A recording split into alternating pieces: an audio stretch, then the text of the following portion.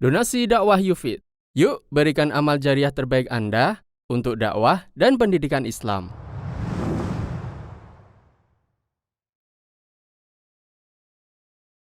Bismillahirrahmanirrahim. Assalamualaikum warahmatullahi wabarakatuh. Alhamdulillah, wassalatu wassalamu ala rasulillah wa ala alihi wa sahbihi wa wala amma ba'd. Para pemirsa Yufid TV yang dirahmati oleh Allah subhanahu wa ta'ala, kali ini kita akan membahas sebuah hadis yang sangat tepat untuk kita bahas pada saat ini, yakni pada bulan Rajab. Sebagaimana yang beredar di kalangan awam bahwa bulan Rajab adalah bulan yang memiliki segudang keutamaan. Banyak sekali hadis-hadis yang tidak benar yang beredar di kalangan masyarakat awam tentang fadilah bulan Rajab ini.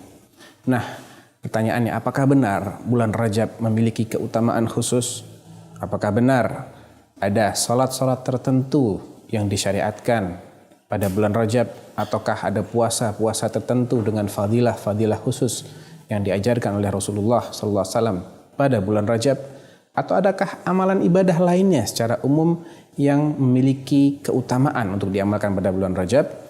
Mari kita simak penjelasan dari Al-Imam Al-Hafidh Ahmad ibn Ali ibn Hajar Al-Asqalani alias Ibnu Hajar Al-Asqalani. Dalam kitab beliau yang berjudul Tabyinul Ajab bima warada fi fadli Rajab, kitab yang beliau tulis khusus untuk menjelaskan tentang status riwayat-riwayat yang menyebutkan fadilah bulan Rajab. Apa kata beliau? Qala rahimahullah, lam yarid fi fadli syahri Rajab. Tidak ada sebuah hadis yang sahih, yang valid, yang bisa menjadi hujjah terkait tentang fadilah bulan Rajab. Wala fi siyamih. Tidak ada juga hadis yang menjelaskan keutamaan puasa di bulan Rajab. Wala fi siyami syai'in min muayyan. Tidak ada juga fadilah hari tertentu di bulan Rajab ini untuk diisi dengan ibadah saum. Jadi puasa sepanjang Rajab tidak ada fadilahnya. Puasa hari-hari tertentu di bulan Rajab juga tidak ada fadilahnya. Wala fi qiyami lailatin makhsusatin fihi. Bahkan tidak ada hadis yang menjelaskan keutamaan melakukan qiyamul lail, salat malam di salah satu malam bulan Rajab secara khusus. Hadithun yakni laisa fi qiyami lailatin makhsusatin fihi hadithun sahihun yasluh lil hujjah. Tidak ada satu hadis pun yang sahih yang menjelaskan tentang fadilah bulan Rajab secara umum atau fadilah puasa di bulan Rajab secara umum maupun pada hari-hari tertentu secara khusus, dan tidak ada juga hadis yang menjelaskan fadilah salat malam di salah satu malam di bulan Rajab. Tidak ada satupun hadis yang sahih yang bisa menjadi hujjah dalam hal ini, kata beliau. Waqad sabaqani ila al-jazmi bidzalika al-Imam Abu Ismail Al-Harawi Al-Hafidh. Bahkan sebelumku ada salah seorang ulama ahlul hadis yang bernama Abu Ismail Al-Harawi yang memastikan bahwa tidak adanya hadis yang bisa menjadi pegangan terkait fadilah bulan Rajab.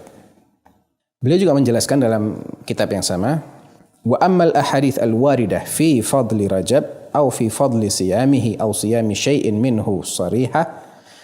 Adapun yang sering beredar terkait dengan fadilah bulan Rajab atau fadilah puasa Rajab atau puasa di hari tertentu pada bulan Rajab yang jelas-jelas menyebutkan fadilahnya secara khusus, maka fahiya ala qismain, kata Ibnu Hajar, terbagi menjadi dua macam hadis. Yang pertama, dhaifah, hadis-hadis yang lemah, wa maudhu'ah, dan juga ada yang lainnya statusnya merupakan hadis maudhu' alias hadis palsu.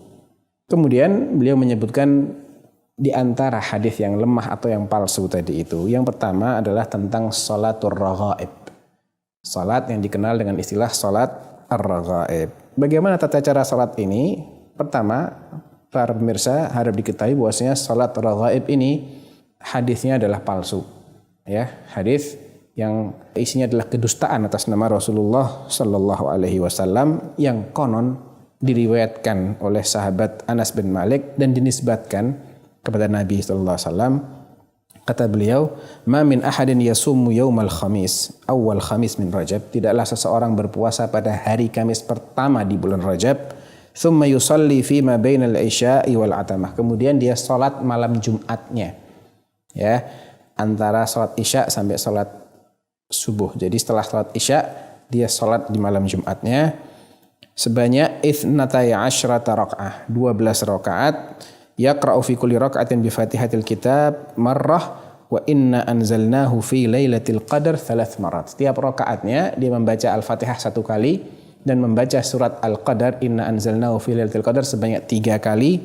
Wa qul huwallahu ahad 12 marrah. Kemudian diikuti dengan membaca surat qul huwallahu ahad sebanyak 12 kali.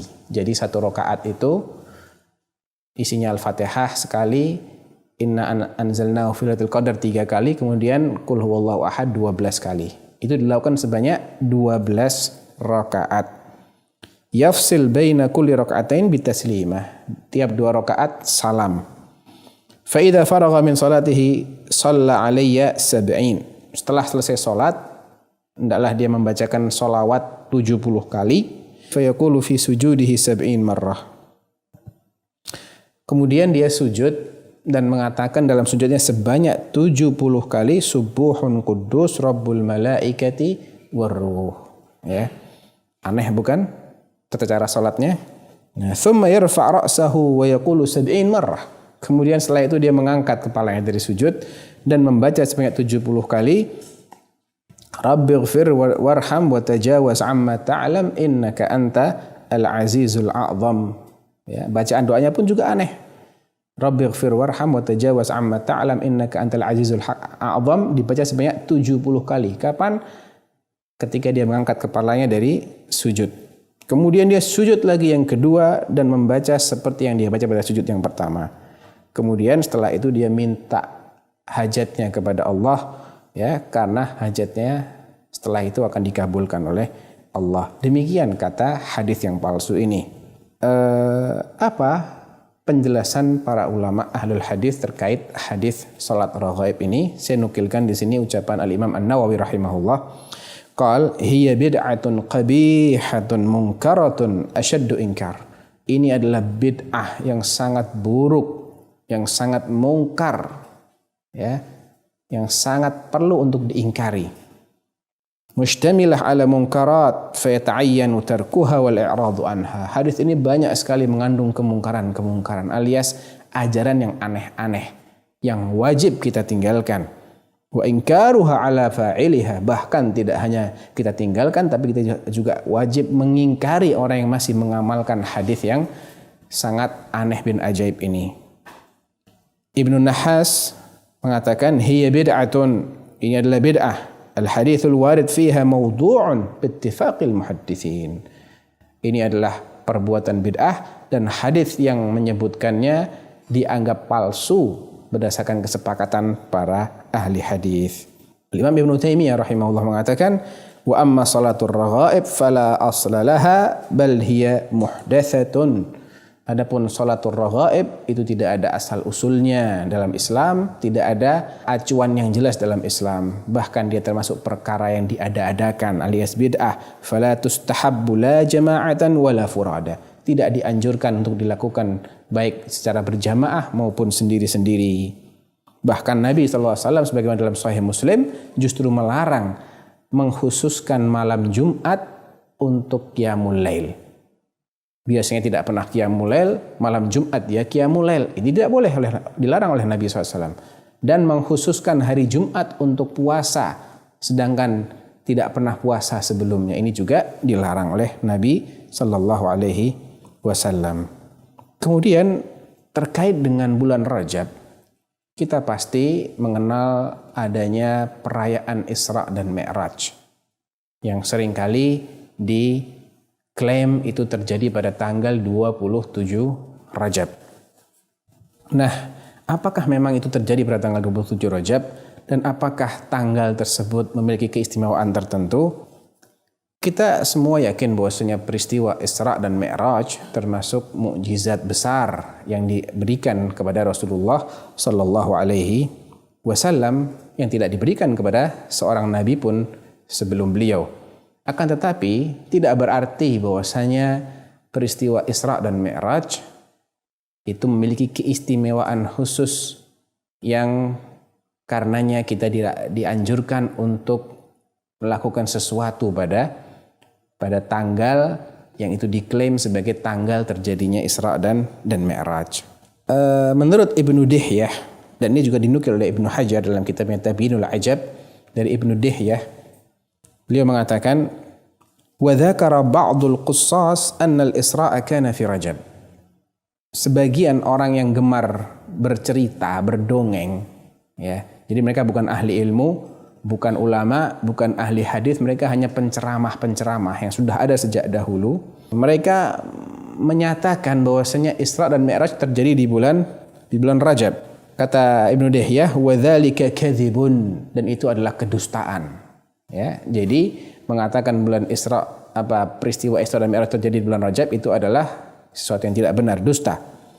Ibnu Rajab rahimahullah mengatakan, wa ruwiya bi isnadin la yasih 'anil Qasim bin Muhammad anna al-Isra'a bin Nabi sallallahu alaihi wasallam kana fi 27 min Rajab.